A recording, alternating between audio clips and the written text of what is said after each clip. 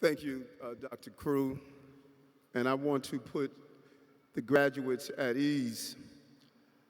I believe in the Mike Tyson theory of speaking. It should not take you 12 rounds, what you can do in one. So I'm going to hit it and quit it. What's in the name? My eyes started watering up when I sat next to Mrs. Evers. Time sometimes give us this feeling to forget the powerful journey that her husband went through. The bullet that pierced his body may have hit its physical target, but it continues to travel and pierce the anatomy of our country. We cannot thank Mrs. Evers enough for giving this name to this great college to produce a great product that will go out and conquer the globe. Thank you, Ms. Evers. To our great leader, Dr. Crew, giving you a private school education in a public school facility. Understanding the power of education and knowledge, a great man at the right time led the entire school district in the city of New York and now has returned to give the information back to Medgar Evers College. You are in a good place, in good hands to do some good things. You know, one of my favorite movies is Harry Potter. I bought it for my son, but in actuality, I enjoy watching it. And it's because there are several different episodes. There are sequels. It's a continuation. And each sequel is as good or better than the previous sequel. Why is that important? Because you are living out the sequel of your existence. This is not an insignificant moment taking place on the stage of academic history. Long before you, other groups that are part of your lineage lived out this life. And all have gone through some form of struggle. Early Chinese, building the railroad system to allow America to go from west to east and unable to ride on those same trains. Early Jewish Americans leaving Nazi Germany with the stench of burned flesh in their nostrils, but had to come to America and eke out a life. Early Caribbeans coming here, leaving family members at home, but coming to America, hoping to make a way, fighting to ensure that they can have an opportunity in the American dream. Early African Americans picking cotton, but couldn't wear the clothing that the cotton was made out of. Early Hispanics, unable to navigate America because of the language barrier, taking menial jobs so their families can move forward. And even today, early Muslims being treated differently merely because of wearing a hijab or their clothing or their faith base, because a numerical minority is participating in exploiting the religion. We demonize all of them. All ethnic groups had to undergo some form of pressure. If you look under the fingernails of every group, you'll see the dirt and grime of climbing up the mountain of hope and prosperity one hand at a time. This is your sequel. This is your moment. The question becomes, is your production going to be as good or better than the previous production? How do you do it? I think there are 5 things you must take into account. Item number 1, you have to get off the block. I don't mean the block called Bedford Avenue, I mean the block called America. The globe is yours to conquer. If you can be an accountant in Brownsville, you can do it in Budapest. If you can be an architect in Bedford-Stuyvesant, you can do it in Belgium. Don't embrace the anti-Christopher Columbus theory, believing if you leave Brooklyn, you're going to fall off the globe. Conquer the globe. Be the best that the globe has to offer. Nothing is worse than leaving Medgar Evers College and have a MetroCard philosophy, have a passport philosophy, and conquer the globe. Number 2, got to choose your friends wisely. You gotta have people in your life that's going to add something to your life. Find yourself a Michelle or Barack Obama. He can be cute and fine, but if he doesn't have education and a job, he's not mine. Somebody of substance. Someone that's gonna love and nurture you. And my brothers, don't plant seeds if you're not gonna stay around and watch them harvest and grow. We have to be about nation building. Having a mate with you and a partner with you and people in your life that are going to believe in you and understand the level and that are always going to push you to the next level. Find and choose your friends wisely. Number 3, don't do anything that's going to keep you in the boiler room if you want to go to the boardroom. What am I saying? What am I saying? As the state senator and borough president, I've had the opportunity to date some of the most attractive women in the city. And I'm not taking you anywhere with me to a $500 dinner if you got 2 tattoos on your neck saying, "Lick me." It ain't happening. It ain't happening.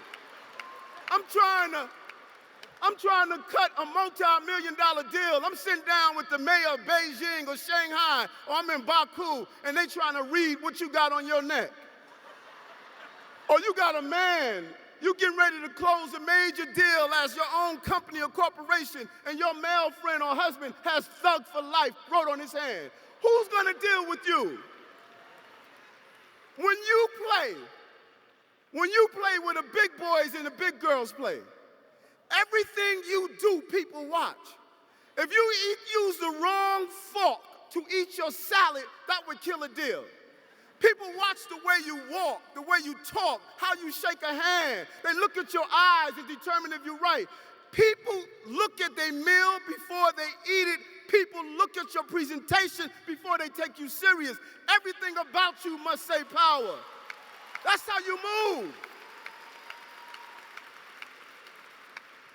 And let me tell you something. Everybody's not gonna like you. When you are doing something that's changing things, people dislike you. But when you must keep this in mind.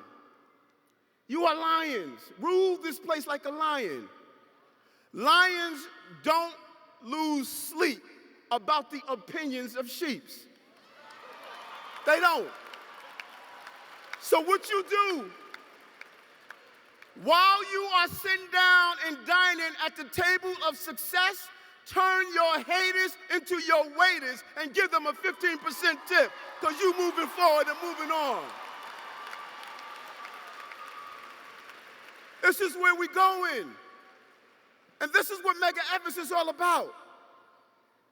And I've carried this sign everywhere I went, and I want you to look at this sign. Can you read it?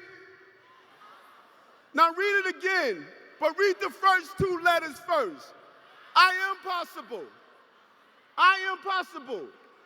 So what? I came to America not understanding English, but now I do, and I could be an English professional. I am possible. So what? I'm a woman, and you never had a woman run this major corporation. Well, I'm here now. I'm going to lead it. I am possible.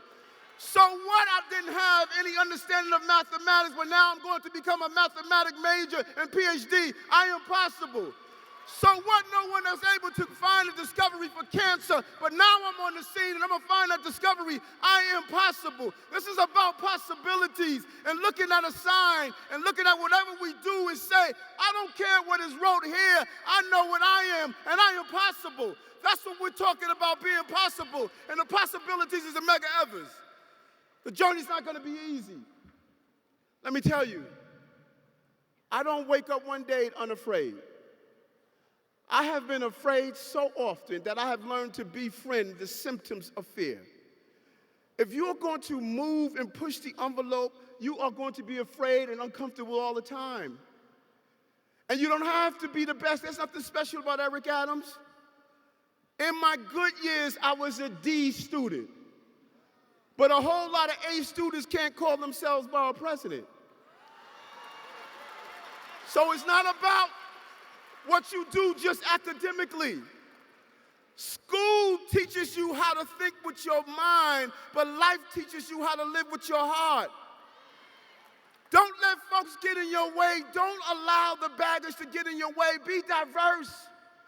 If you continue to move through life and all you know are people who look like you, talk like you, go to the same places, eat the same food, and listen to the same music, that's a Shakespearean tragedy. Be diverse. Go to a mosque, a synagogue, a Baptist church, a Buddhist temple. Learn about other cultures. Engage in other cultures and explore the beauty of being around. Don't carry the baggage of previous generations. Imagine how many love affairs would have been great if we did not live within the boundaries of our own intellectual capacity. Go ahead and explore. Do your thing. Be true. Be bold. Be you. Live this life the best way you know how. And it's not perfection. Let me close with this. 15 years old, locked up in South Jamaica, Queens. And I remember I couldn't see her, but I heard her. Mama navigated the steps of the precinct with a Bible in one hand and a cane in another. And they said, leave him. He would never be anything. And I heard her voice. I heard Mommy say, I'm not leaving my baby. My baby's going to be all right. And I remember walking across the stage being promoted captain in that police department. My mother saw me go from breaking the law to enforcing the law, and then I went to Albany to write the law. Don't ever give up. Don't give up. Don't ever give up. No matter how challenging, no matter how hard, don't ever give up. A bend in the road is not the end of the road as long as you make the turn.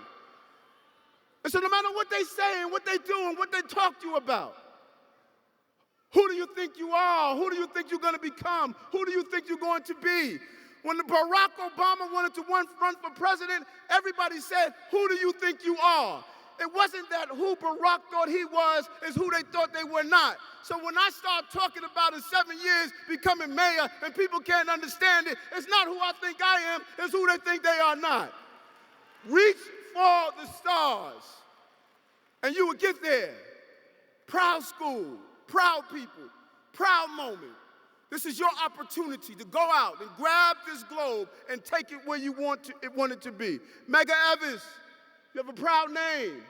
It's a great leader who has his name on this school, and it means something of importance.